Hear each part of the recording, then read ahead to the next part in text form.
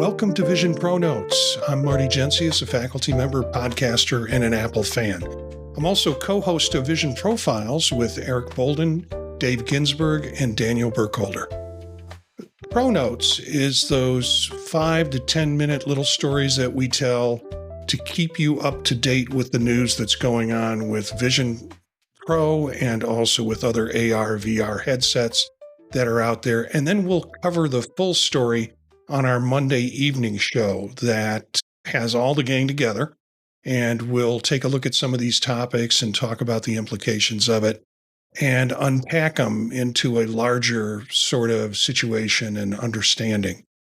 So tonight we're going to talk about the Wall Street Journal article, Vision Pro finds its footing in enterprise niche. And this was interesting coming out of the Wall Street Journal, because the Wall Street Journal has been with Mark Gurman, a bit critical of Vision Pro. And this article actually is more positive about what its possibilities are and basically how different businesses are using them. It's kind of a good overview of how it's kind of entered into the business world. The Wall Street Journal reports that while the $3,500 Apple Vision Pro hasn't broken through broadly with consumers, it's quietly gaining traction in business, especially where high-fidelity visualization and training matter. So what the article says is enterprise-first adoption. Unlike iPhone's consumer-led rise, Vision Pro is seeing a company-led uptake across specific verticals. And why these niche? Well, it's best in class for visual. It also has precision hand and eye interface, and its adjustable immersion makes spatial tasks like designing or simulation or review feel very natural. Now, reality check, the high price and the comfort considerations are still part of the problem, but there is a maturing app ecosystem, and you're not going to get mass consumer pull from this. But you do have companies that are doing certain things with it and making it really worth their development. So you've got some retail design like Lowe's uses Vision Pro to help customers and staff visualize kitchen design. You have aviation training that's going on with it. And aviation training can employ spatial simulations to improve pilot training and decision practice. And then there's also industrial product development, like Dassault Systems integrates Vision Pro into engineering design and reviews with digital physical overlays. And as you know, we've said this on the show, there's the capability of sharing. So you could have two people with the Vision Pro headsets on, kind of sharing the space and sharing the three-dimensional design that they're working at.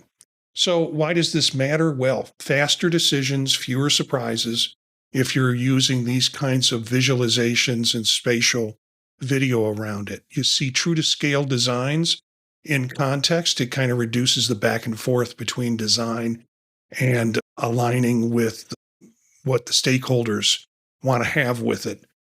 Training where stakes are high, immersive rehearsal for rare or risky types of scenarios like flight or complex operations improves the readiness without the real world risk. And it really is kind of a bridge to business may use apps and practices that'll eventually make the Vision Pro more mainstream. So we're still dealing with total cost of ownership, $3,500, but for large businesses, that a headset plus any accessories, that's in the market if you're going to be using it as a tool. Still comfort and deployment at scale, the weight, the battery tether, those are all kinds of issues that are still there with the Vision Pro and also the app depth.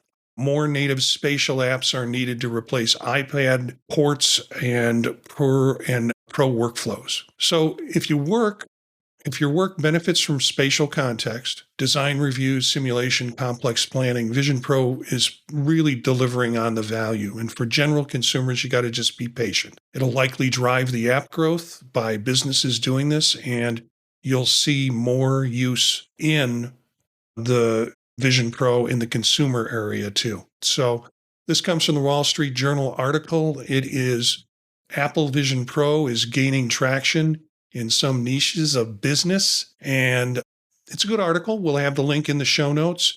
And so after watching this video or listening to this podcast, go to the show notes and you will see the link to this article. And you can follow up by reading the article. I think it's a really good article within the context of how business is beginning to use Vision Pro.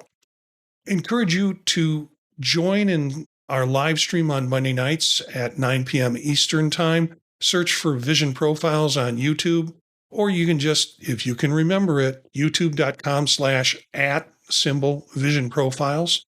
You can catch the replay on audio, or you can go back and watch it anytime you want to on YouTube. You can email us at thepodtalknetwork@gmail.com. Our website, with all sorts of projects that I'm doing besides Vision Pro, is simply thepodtalk.net.